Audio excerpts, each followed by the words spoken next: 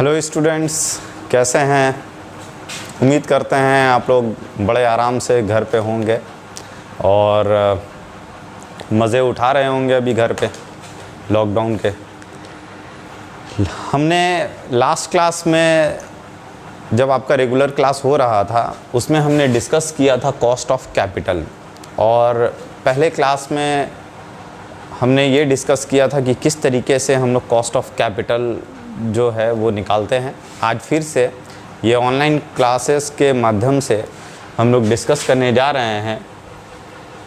एक बार बहुत छोटे अंदाज में हम लोग समझेंगे कि कॉस्ट ऑफ कैपिटल किसे कहते हैं। कॉस्ट ऑफ कैपिटल, कैपिटल का मतलब ये हो गया कि जो भी चीज़ हम लोग बिज़नेस में या कंपनी जो है वो बिज़नेस जब चलाती है तो उसको कुछ पैसों की ज़रूरत होती है, जो लॉन्ग टर्म फाइनेंसिंग की ज़रूरत पड़ती है, और यही लॉन्ग टर्म फाइनेंसिंग जो रेज होता है उसे हम लोग कैपिटल कहते हैं। और हर एक कैपिटल का कुछ ना कुछ एक कॉस्ट होता है।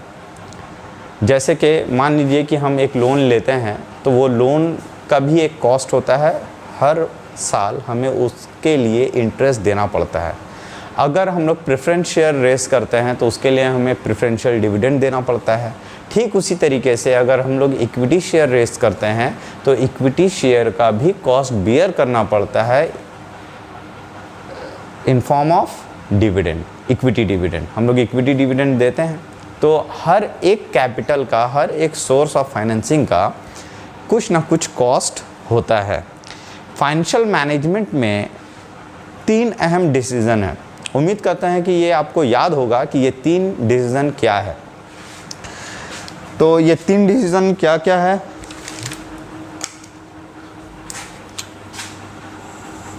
Three important functions of financial management में आता है। सबसे पहला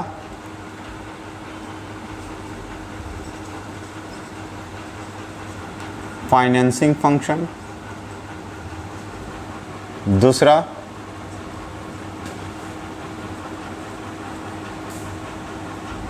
इन्वेस्टमेंट फंक्शन, और तीसरा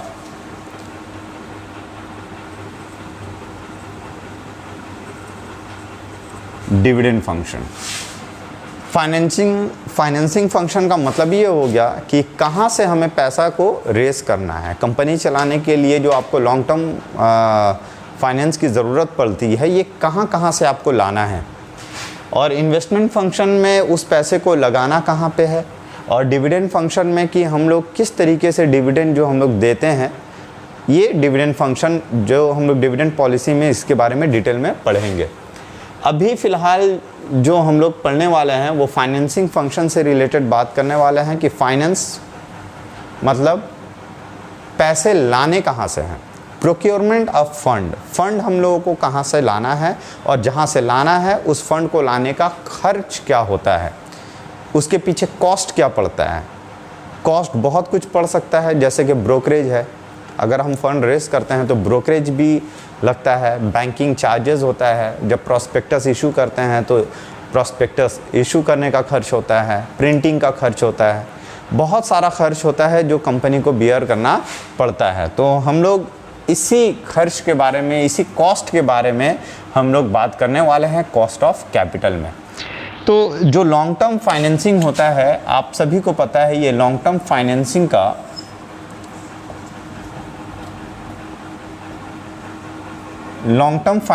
का जो 4 हिस्सा होता है। सबसे पहले आप ये फाइनेंसिंग, लॉन्ग टर्म फाइनेंसिंग कहाँ से करते हो। एक तो होता है इक्विटी शेयर से आप करते हो, दूसरा आप करते हो प्रेफरेंस शेयर से, तीसरा आप करते हो रिटेन अर्निंग, भी एक तरह का सोर्स ऑफ फंड है। वो सेविंग्स जो कंपनी करता है, और वो सेविंग भी फिर से कंपनी के ही काम से कंपनी में रीइन्वेस्टमेंट किया जाता है। और एक जो होता है वो लॉन्ग टर्म डेब्ट होता है। इसी में हम लोग डिवेंचर के बारे में भी पढ़ेंगे या बॉन्ड के बारे में पढ़ेंगे। Bond and debenture are synonymous, एक ही है।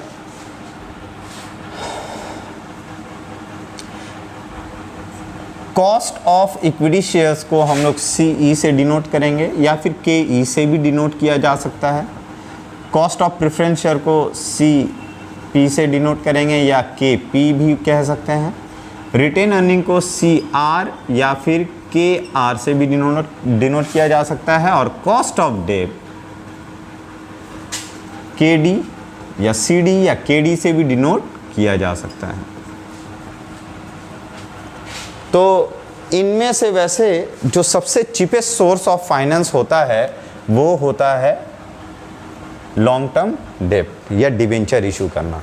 जो हम लोग डिवेंचर इशू करते हैं ये हमारा सबसे चीपेस्ट सोर्स ऑफ फाइनेंस होता है इनके मुकाबले में। तो कोई भी कंपनी डिवेंचर या लॉन्ग टर्म डेब्ट को ही प्रेफरेंस देती है कि सबसे पहले फाइनेंसिंग ये हो। तो हम लोग उसी के बारे में जो कॉस्ट ऑफ डेब्ट का जो कॉस्ट है ये किस तरीके से हम लोग डेब्ट का कॉस्ट हम लोग निकालेंगे ये यहाँ दिया है। डेब्ट दो तरह का होता है, एक होता है रिडीमेबल और एक होता है इररिडीमेबल डेब्ट। रिडीमेबल डेब्ट वो डेब्ट होता है जिसके बारे में आपको पता होता है कि उसे कब हम लोगों को रिडीम करना है, कब उसका रीपेमेंट करना है, 10 साल के बाद, 15 साल के बाद कब आपको रिडीम करना है ये आपको पता होता है। लेकिन इररिडीमेबल डेब्ट वो डेब्ट होता है जिसके रिडेम्पशन का टाइम आपको पता नहीं होता है, रीपेमेंट का टाइम आपको पता नहीं होता है, वो इररिडीमेबल डेब्ट हो गया। अभी प्रेजेंट सिचुएशन में कोई भी इररिडीमेबल डेब्ट होता नहीं है, लेकिन ये चैप्टर का हिस्सा है तो हम लोग करेंगे। सबसे पहले जो फॉर्मूला है वो कॉस्ट ऑफ डेब्ट जो इररिडीमेबल डेब्ट है उसके बारे में। फॉर्मूला है I × 1 - T। I का यहाँ मतलब होता है इफेक्टिव इंटरेस्ट रेट। ये इफेक्टिव इंटरेस्ट रेट कैसे निकालेंगे? हर साल जो भी पैसा हम लोग रेस करते हैं, लॉन्ग टर्म डेब्ट जो भी हम लोग रेस करते हैं तो हमें तो सालाना इंटरेस्ट देना पड़ेगा।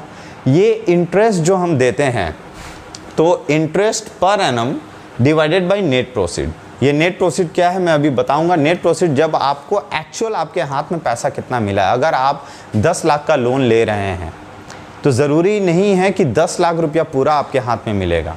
ये लोन जब आप लेते हैं तो आप पार में भी लेते हैं, डिस्काउंट में भी लेते हैं और प्रीमियम में भी लेते हैं। एग्जाम्पल के तौर पे आप 10 लाख का डिवेंचर इशू करना चाहते हैं तो डिवेंचर इशू पार में भी हो सकता है, डिस्काउंट में भी हो सकता है और प्रीमियम में भी इशू हो सकता है। तो 100 रुपये का डिवेंचर अगर है तो आपको 100 का 100 भी मिल सकता है, या 100 का डिवेंचर है तो 110 भी मिल सकता है, 100 का डिवेंचर है तो आपको 90 भी मिल सकता है। तो नेट प्रोसीड इसके अलावा सिर्फ इतना ही नहीं है, फ्लोटेशन कॉस्ट भी पड़ता है। तो आपके हाथ में एक्चुअल पैसा कितना आता है उसे हम लोग नेट प्रोसीड कहते हैं। तो इफेक्टिव इंटरेस्ट रेट हमें निकालना पड़ता है कि सालाना कितना इंटरेस्ट बनता है और interest divided by net proceed into 100 करते हैं तो हमारा इफेक्टिव इंटरेस्ट रेट आता है।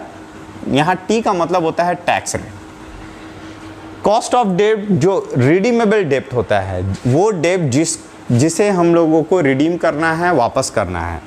तो इसका फॉर्मूला होता है I × 1 - T plus RV - NP divided by N whole divided by RV plus NP divided by 2 × 100। ये RV और NP और N का मतलब क्या है? I का मतलब होता है इंटरेस्ट पर एनम। यहाँ इफेक्टिव इंटरेस्ट नहीं है। यहाँ I का मतलब होता है इफेक्टिव इंटरेस्ट, लेकिन यहाँ I का मतलब होता है इंटरेस्ट पर एनम। रिडीमेबल डेब्ट में I का मतलब होता है इंटरेस्ट पर एनम। T का मतलब होता है टैक्स रेट। RV का मतलब होता है रिडीमेबल वैल्यू। जब आप रिडीम कर रहे हो, आप जब डेब्ट रेस करते हो तो उसे रिडीम भी करना है। तो जब रिडीम करना है तो आप पार में रिडीम करोगे या प्रीमियम में रिडीम करोगे। तो रिडीमेबल वैल्यू क्या है? और नेट प्रोसीड। नेट प्रोसीड के बारे में मैं आपको बताता हूँ ये क्या होता है। जो फेस वैल्यू होता है उसमें या तो प्रीमियम, अगर आप जो पैसा रेस कर रहे हो तो अगर प्रीमियम में रेस कर रहे हो तो प्रीमियम ऐड होगा, अगर आप डिस्काउंट में रेस कर रहे हो तो डिस्काउंट लेस होगा। इसके अलावा फ्लोटेशन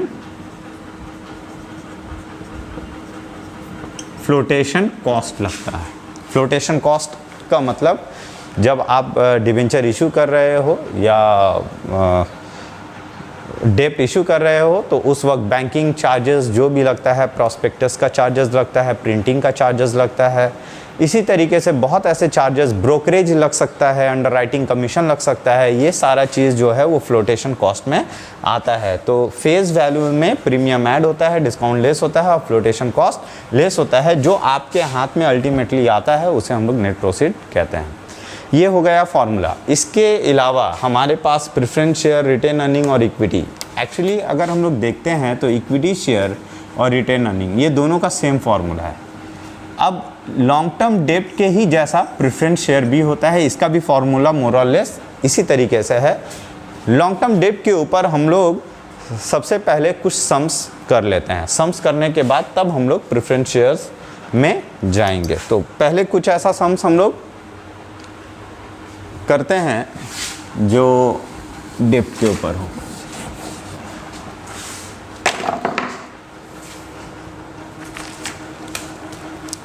क्वेश्चन नंबर 8, आप अपने अपने स्टडी मटेरियल निकालें और स्टडी मटेरियल में question number 8 page number 42, page number 42 question number 8 में अगर आप देखें तो लिखा है a company issues 10% debenture for ₹2 lakh, rate of tax is 55%। एक कंपनी 10% डिवेंचर इशू कर रहा है, 10% डिवेंचर इशू कर रहा है। कितने में इशू कर रहा है? 2 लाख रुपया में। मतलब उसे कंपनी को 2 लाख रुपया रेस करना है। तो डिवेंचर का जो रेट है वो 10% है और टैक्स रेट एप्लीकेबल 55% है। कैलकुलेट द कॉस्ट ऑफ डेब्ट, कॉस्ट ऑफ डेब्ट निकालिए after tax if the debenture are issued. अगर ये डिवेंचर इशू हुआ है at par, question number 1। Point number 2 है at a discount of 10%, discount में अगर इशू हुआ है। और पॉइंट नंबर 3 है एट अ प्रीमियम ऑफ 10% या प्रीमियम में इशू हुआ है। तो यही डिवेंचर 2 लाख का डिवेंचर अगर पार में इशू हुआ है या डिस्काउंट में इशू हुआ है या प्रीमियम में इशू हुआ है, ये आपको 3 केस है। ये तीनों केस के बारे में हम लोग पढ़ने वाले हैं, क्योंकि इस सम्स में हम डिवेंचर कितने सालों के बाद रिडीम करेंगे ये नहीं दिया, मतलब रिडीमेबल वैल्यू नहीं दिया है और ना ही ये टाइम पीरियड लिखा है कि ये डिवेंचर कितने दिन चलेगा या कितने दिन के बाद रिडीम होगा। तो ये हो गया इरिडीमेबल डिवेंचर। तो इरिडीमेबल डिवेंचर में फॉर्मूला जो लगता है वो क्या लगता है? I × 1 - T।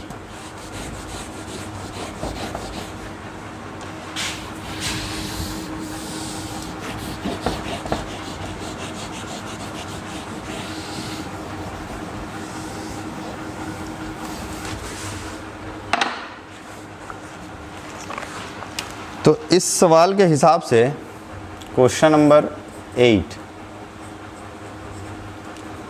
केस 1 जो पहला केस है उसके हिसाब से कॉस्ट ऑफ डेब्ट आपको निकालना है। कॉस्ट ऑफ डेब्ट का फॉर्मूला होता है I × 1 - T। I का मतलब होता है इफेक्टिव इंटरेस्ट रेट। यहाँ हम लोग लिख देते हैं where I is equal to effective interest rate। और ये इफेक्टिव इंटरेस्ट रेट कैसे निकलता है?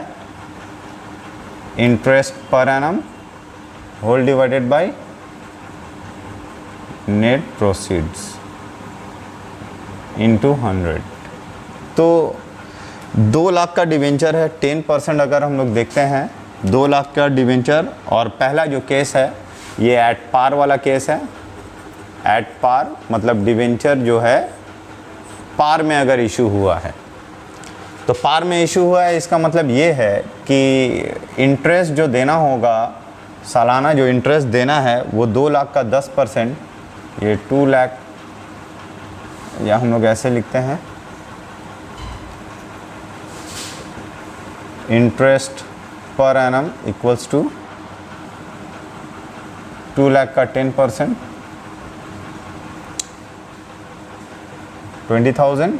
और नेट प्रोसीड जो होगा वो, क्योंकि ये पार है, 2 लाख का डिवेंचर अगर इशू कर रहे हैं तो 2 ही लाख आना है। तो अगर आप इफेक्टिव इंटरेस्ट निकालते हैं तो 20,000 ऊपर और 2 लाख नीचे इंटू 100, तो वही 10% आया। ऐसा ये रेट उस वक्त चेंज होता है जब डिवेंचर, ये रेट उस वक्त चेंज होता है जब डिवेंचर या तो प्रीमियम में इशू हो या तो डिस्काउंट में इशू हो, तब जाकर ये इफेक्टिव इंटरेस्ट रेट चेंज होगा। अगर पार में, क्वेश्चन अगर आपसे पूछ रहा है कि जो भी डेब्ट है अगर पार में इशू किया गया है तो आपको ये निकालने का कोई फ़ायदा नहीं है। जो रेट दिया गया है वही इफेक्टिव इंटरेस्ट रेट होगा। आप डायरेक्ट यहाँ 10% जो सम्स में गिवन है कि 10% डिवेंचर है तो 10% डायरेक्ट आपको लिख देना है अगर पार में सम्स है। डिवेंचर अगर इशू किया गया है प्रीमियम में है या फिर डिस्काउंट में, तब आपका ये इफेक्टिव इंटरेस्ट रेट का कैलकुलेशन होगा, अदरवाइज कैलकुलेशन करने की ज़रूरत नहीं है। तो देयरफॉर कॉस्ट ऑफ डेब्ट क्या होगा, इफेक्टिव इंटरेस्ट रेट तो वही 10% आया, 1 माइनस यहाँ टैक्स रेट कितना है, और यहाँ अगर हम लोग देखते हैं टी जो है वो 55% है, तो 55% का मतलब होता है 55/100, इसका मतलब होता है 0.55, तो 0.55।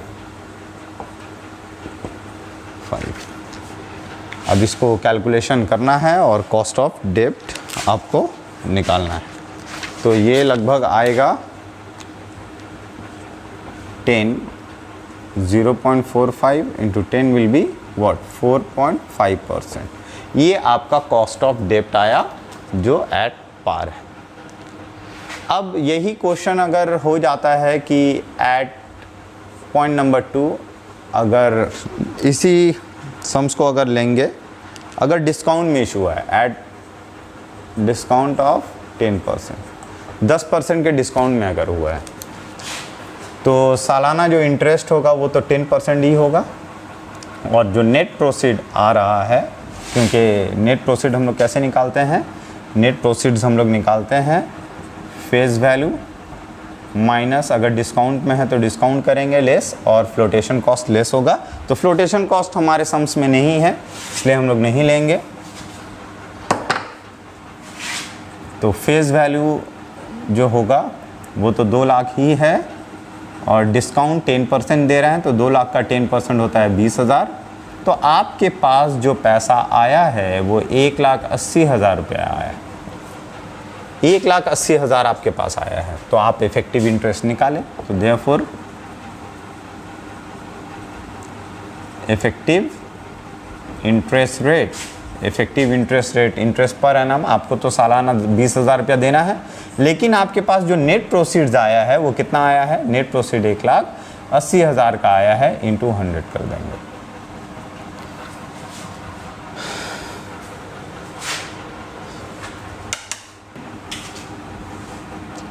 ये इसका जो आंसर आएगा वो लगभग 11.11% आ रहा है। तो कॉस्ट ऑफ डेब्ट अब हम लोग निकालेंगे। ये तो इफेक्टिव इंटरेस्ट निकला है। कॉस्ट ऑफ डेब्ट हम लोग कैसे निकालते हैं, जो इफेक्टिव इंटरेस्ट रेट है वो 11.11% है, 1 माइनस 0.55 जो टैक्स रेट एप्लीकेबल है वो हम लोगों ने दिया है 11.11 इंटू 0.45 विल बी व्हाट। अगर आप इसको मल्टीप्लाई करें, अगर हम इसे मल्टीप्लाई करते हैं तो हमारे पास इसका आंसर जो आएगा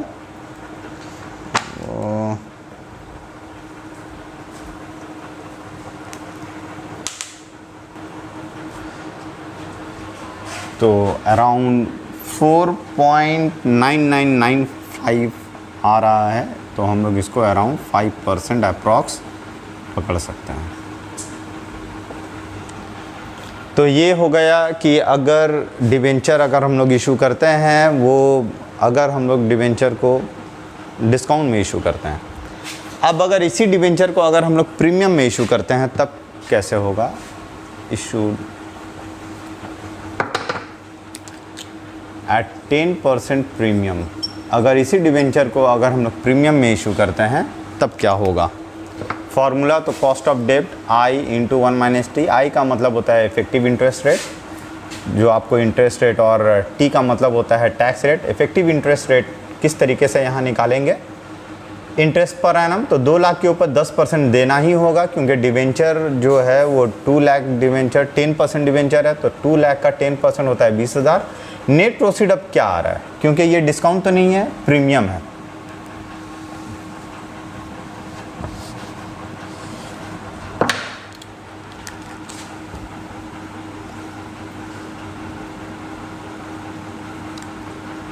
प्रीमियम ऐड होगा, कोई भी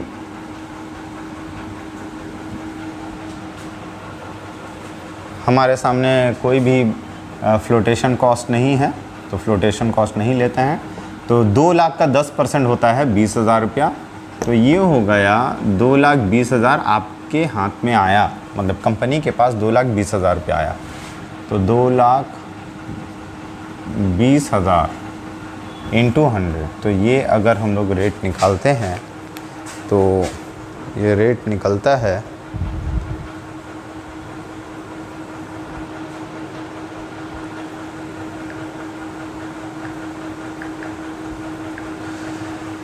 9.09%, ये इतना आया। तो अब हम लोग कॉस्ट ऑफ डेप्ट निकाल सकते हैं। इफ़ेक्टिव इंटरेस्ट रेट 9.09% है और टैक्स रेट 0.5, और इसे अगर हम लोग निकालते हैं तो 0.9 अगर हम लोग निकालते हैं तो ये परसेंटेज होगा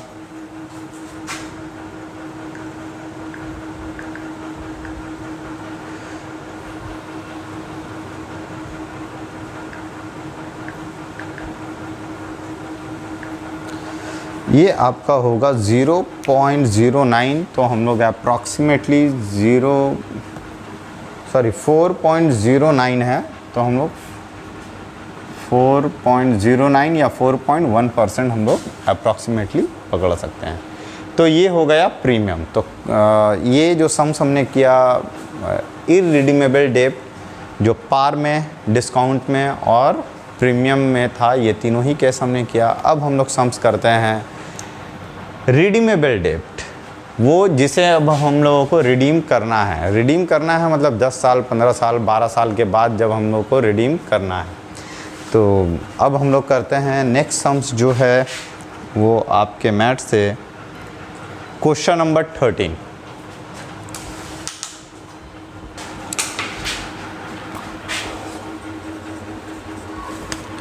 Reliance company issues 10% debenture of rupees 10,000 to be redeemed after 10 years. Reliance जो कंपनी है वो 10% डिवेंचर 10,000 रुपये का 10% डिवेंचर इशू कर रहा है to be redeemed after 10 years.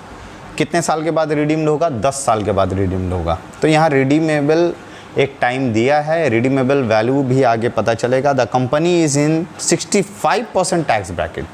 Company कितने परसेंट टैक्स ब्रैकेट में है? 65% टैक्स ब्रैकेट में है। और please compute the cost of debenture in each of the following cases. हर यहाँ में 4 केस है। Point number 1, issued at par and redeemable at par. जब डिवेंचर इशू भी पार में हो और रिडीम भी पार में हो। Number 2, issued at discount of 10% and redeemable at par. जब इशू हुआ वो 10% के डिस्काउंट में और जब रिडीम हो रहा है एट पार में। थर्ड नंबर केस है issued eight a discount of 10% के डिस्काउंट में इशू हुआ है and redeemable at a premium of 10%। तो मैं आपको यहाँ 2 सम्स करके बता रहा हूँ। और एक पॉइंट नंबर 4 है issued at premium of 10% and redeemable at par. Flotation cost is 2% on issue price. Flotation cost issue price पे 2% है। इशू प्राइस पे मतलब आप जितना में इशू कर रहे हैं उस पे 2%। तो सबसे पहले कॉस्ट ऑफ डेब्ट का जो फॉर्मूला होगा यहाँ पे, क्योंकि ये रिडीमेबल है और इसका फॉर्मूला होता है I into 1 minus T plus RV minus NP whole divided by N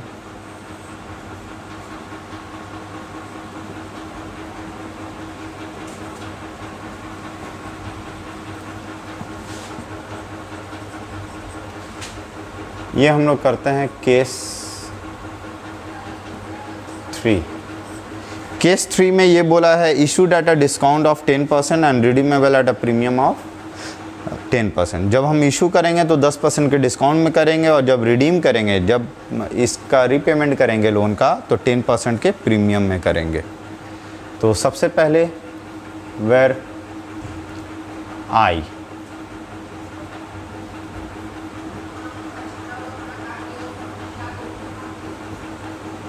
interest per annum, तो डिवेंचर है कितने का? डिवेंचर है 10,000 का। रेट ऑफ इंटरेस्ट हो गया है 10%, इसका मतलब 1,000 रुपया इंटरेस्ट है। टैक्स रेट जो है वो 65% है, इसका मतलब 0.65। आरवी का मतलब हो गया रिडीमेबल वैल्यू, मतलब जितना में आप रिडीम करना चाहते हैं। तो यहाँ रिडीमेबल जो है वो एट अ प्रीमियम ऑफ 10% है, तो रिडीमेबल वैल्यू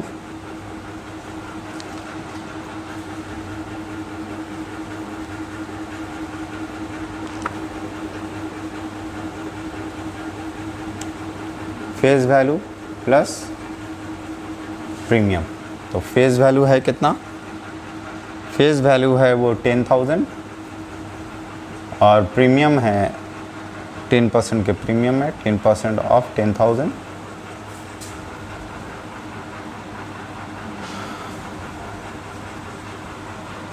$11,000। नेट प्रोसीड्स आप कैसे निकालते हैं? फेस वैल्यू यहाँ पे जो इशू किया जा रहा था वो 10% के डिस्काउंट में इशू किया जा रहा है, तो माइनस डिस्काउंट करेंगे और माइनस फ्लोटेशन कॉस्ट।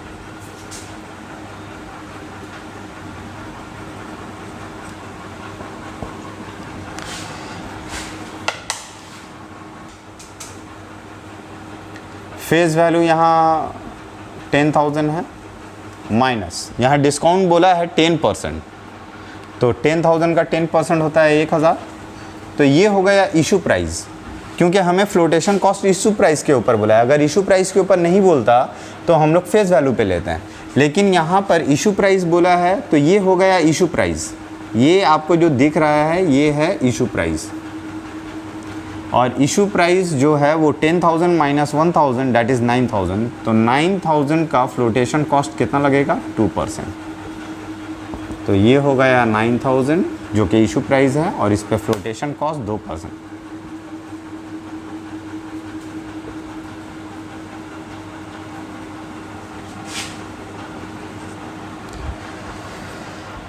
तो ये हो गया नेट प्रोसीड। अब हम लोग एन का मतलब हो गया नंबर ऑफ इयर्स। तो कितना साल के बाद ये रिडीम होगा? 10 इयर्स। नंबर ऑफ इयर्स जो है वो 10 इयर्स, तो देयरफॉर अब हम लोग कॉस्ट ऑफ डेट आसानी के साथ निकाल सकते हैं। आई मतलब एनुअल इंटरेस्ट हमें देना है 1,000। 1 minus tax rate is 0.65 plus RV मतलब redeemable value 11,000 minus net proceed जो है 8820 आपके पास आया, क्योंकि आपने जो इशू किया है वो डिस्काउंट पे इशू किया है। 10,000 का आपको मिला है 8,820 रुपया, और divided by N number of years 10।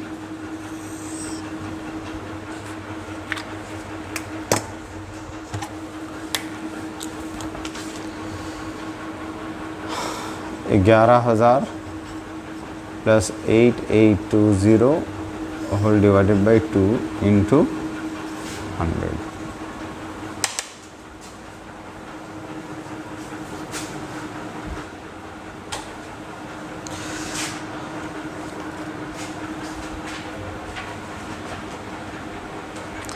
Calculate अगर हम लोग करते हैं तो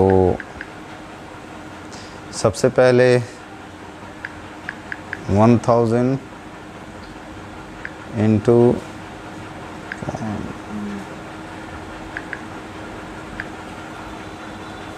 ये हो गया 350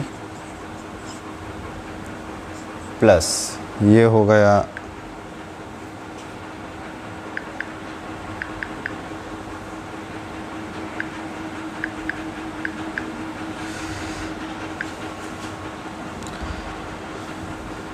ये सॉल्व करके आपका आएगा 2180 होल डिवाइडेड बाई ये आपका 19820 डिवाइडेड बाई 2 इंटू 100। इसको इससे प्लस करेंगे,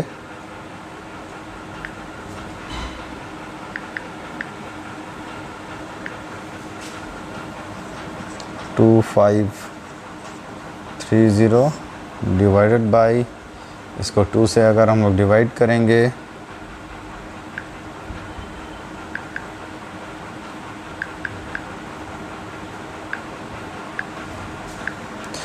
यह आएगा 9910 200।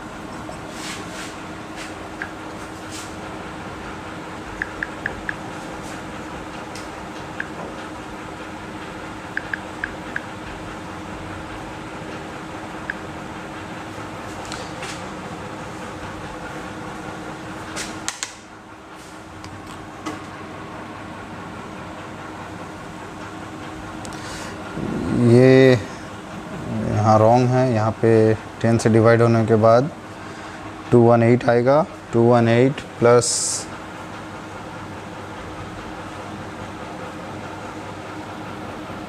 350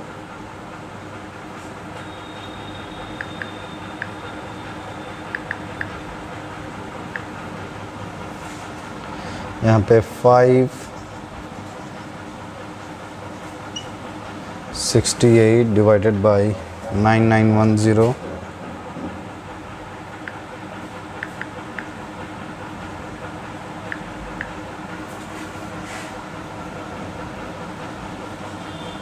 5.73% अप्रॉक्स। तो ये केस नंबर 3 जिस तरीके से हम लोगों ने किया, आप लोगों को ये सम्स पूरा करना है पार में और प्रीमियम में और redeemable at par, issued at premium and redeemable at par. Point number 4, ये पॉइंट नंबर 1 2 3 4 ये आपको करना है। अब हम लोग डिस्कस करने वाले हैं क्वेश्चन नंबर 14। अब हम लोग चलते हैं क्वेश्चन नंबर 14 के तरफ। क्वेश्चन नंबर 14 क्या है? The finance manager of Full Moon Limited Miss Modipa is considering a project to start from the 15th of the next month. The project requires an initial investment of 100 lakhs, means 1 crore. 100 lakhs से ये project start होगा. She advises the company to issue 12% irredeemable debenture of 50 lakh and the balance of rupees 50 lakh as 10% long-term loan at a discount of 5%. Both the issue involve a flotation cost of 5% on face value. The corporate tax rate is 35%. Compute the cost of debenture. Debenture का भी cost निकालना है और the cost of long term using long term will be repaid after 10 years। ये long term जो repaid होगा वो 10 साल के बाद रीपेड होगा और कॉस्ट ऑफ डिवेंचर भी निकालना है, cost of long term debt भी आपको निकालना है।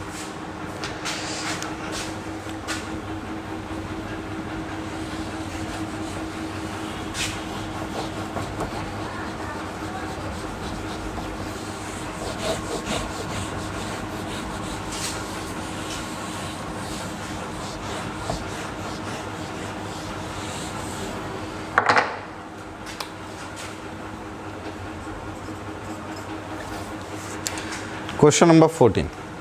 तो यहाँ पे हमें 100 लैक्स की ज़रूरत है और कंपनी को जो एडवाइस यहाँ दिया गया है वो सबसे पहले इररिडीमेबल डिवेंचर 50 लाख का इस्तेमाल होगा और बाकी का 50 लाख जो होगा वो 10% लॉन्ग टर्म लोन का इस्तेमाल किया जाएगा एट अ डिस्काउंट ऑफ 5%। और दोनों में ही फ्लोटेशन कॉस्ट 5% बोला गया है। The corporate tax rate is 35%। Corporate tax rate जो है वो 35। तो सबसे पहले हम लोग बात करेंगे इररिडीमेबल डिवेंचर के बारे में।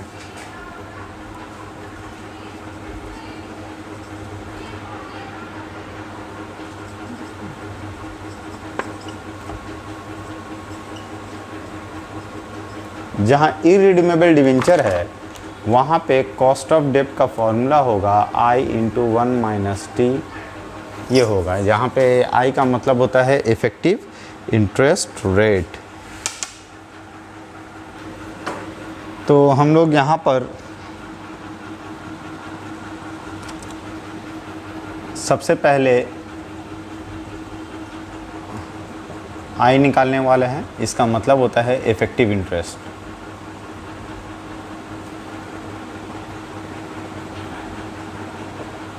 जो कि निकलेगा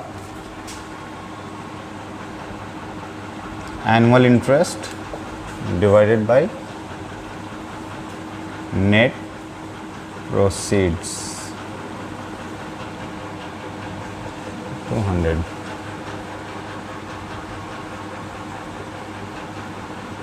एनुअल इंटरेस्ट के बारे में बात करते हैं। हमारा लोन जो है वो 50 लाख का लोन है। 50 लाख का यहाँ पे इरिडीमेबल जो डिवेंचर है वो 12% डिवेंचर है। तो हर साल इंटरेस्ट कितना देना पड़ेगा? 50 लाख का 12% होता है 6 लाख। और जो नेट प्रोसीड्स है, नेट प्रोसीड जो आया वो होगा फेस वैल्यू, और जबकि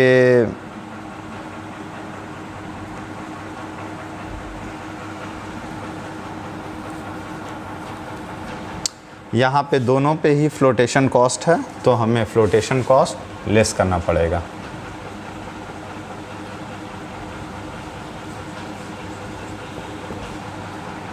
फेस वैल्यू है 50 लाख,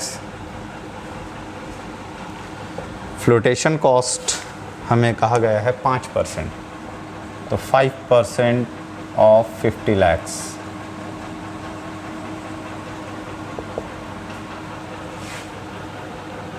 $2,50,000 अगर हम लोग लेस करते हैं तो 47,50,000 हमारा नेट प्रोसीड है।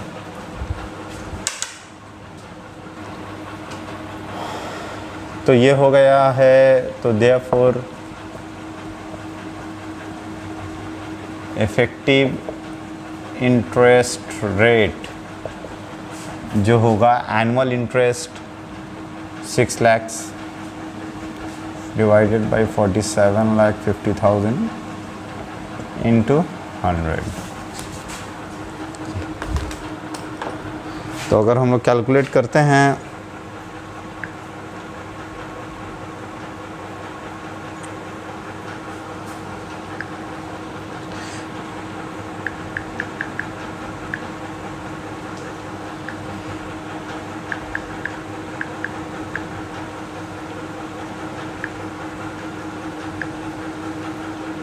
%12.63, ये इफ़ेक्टिव इंटरेस्ट रेट आया। और हमारे पास जो टैक्स रेट है वो टैक्स रेट 35% है।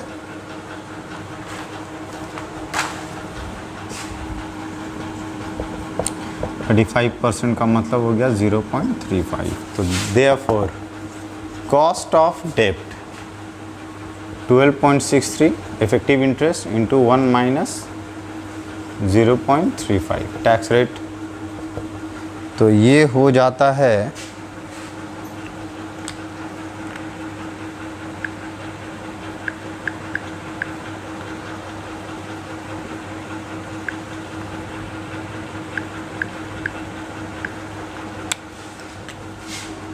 8.21% अप्रॉक्स।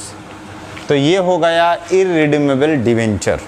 तो 50 लाख का कंपनी को कुल मिलाकर जो फाइनेंस करवाना था वो 100 लाख का फाइनेंसिंग करवाना था, जिससे कि 50 लाख का फाइनेंसिंग इरिडीमेबल डिवेंचर के ज़रिया हुआ। बाकी का 50% में क्या कहा गया था, and the balance of 50 lakh, बाकी का 50 लाख कहाँ से आएगा? As 10% long term loan at a discount of 5%। 10% long term loan होगा जो कि एट अ डिस्काउंट ऑफ 5%, 5% के डिस्काउंट पे होगा। तो ये हमारा इरिडीमेबल डिवेंचर के लिए था। अब हम लोग रिडीमेबल डेब्ट, रिडीमेबल लॉन्ग टर्म लोन के लिए करेंगे।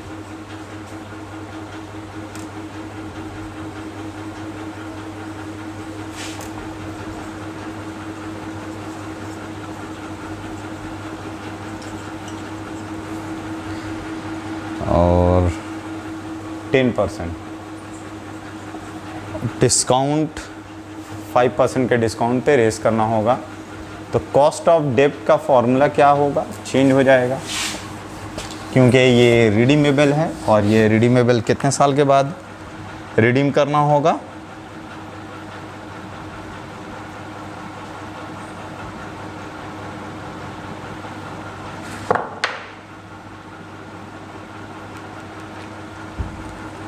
टेन ईयर्स के बाद, plus RV minus NP whole divided by N RV plus NP divided by 2 into 100।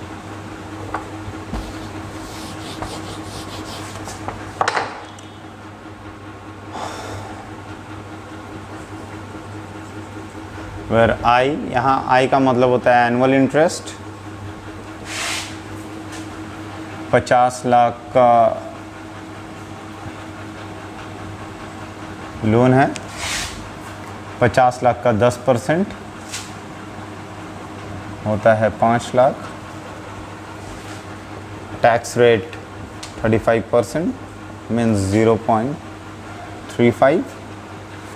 RV redeemable value जब हम लोग वापस करेंगे तो कितना करेंगे, तो आपके फेस वैल्यू से फेस वैल्यू लेना है।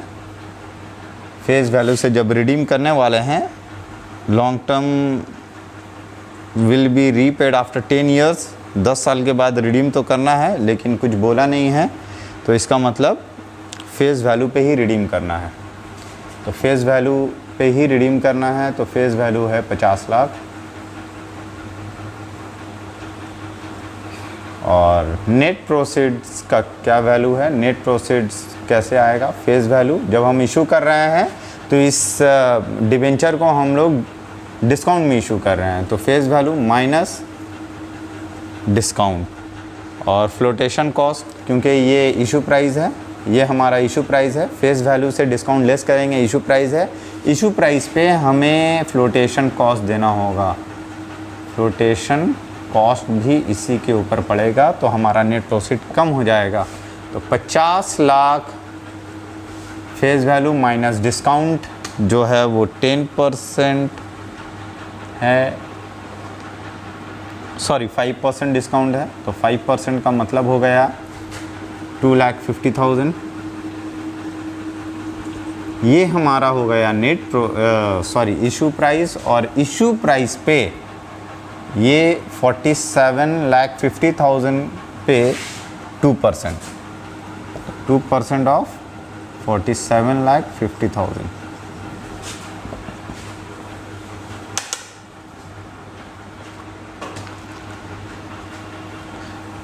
सॉरी यहाँ पे इशू प्राइस नहीं है, flotation cost 5% on face value है। तो फेस वैल्यू तो हमें पता है क्या है, फेस वैल्यू है 50 लाख। तो ये हो गया 47,50,000 माइनस 2,50,000, जो आएगा वो 45 लाख। ये नेट प्रॉफिट आया। एन मतलब नंबर ऑफ ईयर्स, जो कि 10 ईयर्स है। देयरफॉर कॉस्ट ऑफ डेब्ट हम लोग अब आराम से निकाल सकते हैं। कॉस्ट ऑफ डेब्ट आई हो गया है 50,000, आई सॉरी 5 लाख, 1 माइनस 0.35,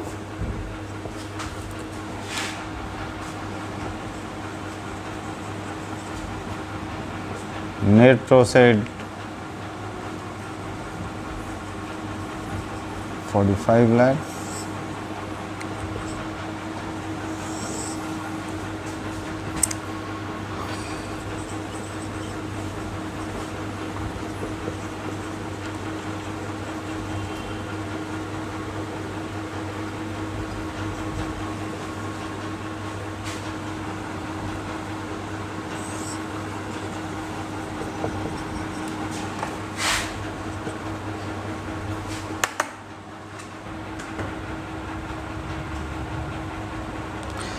यहाँ पे अगर कैलकुलेशन करते हैं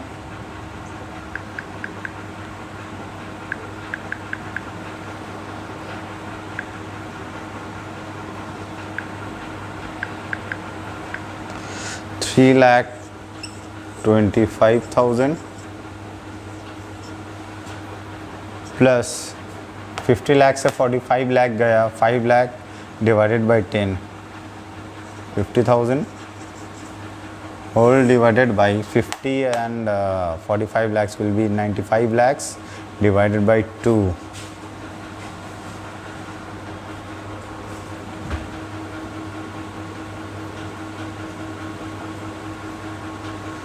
Uh, 47 lakh 50,000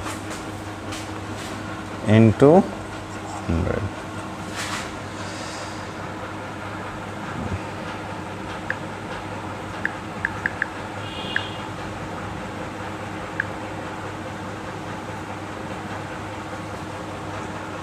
$375,000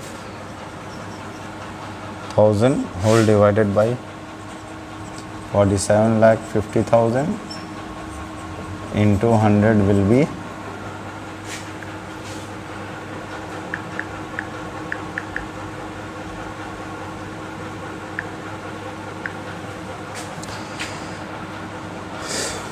7.8%.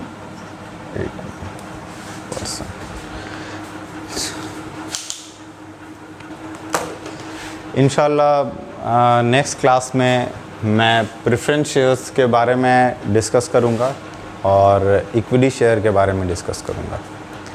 तब तक के लिए आप लोग घर पे प्रैक्टिस करें, जो भी पढ़ा दिया गया है उसे ज़्यादा से ज़्यादा प्रैक्टिस करें।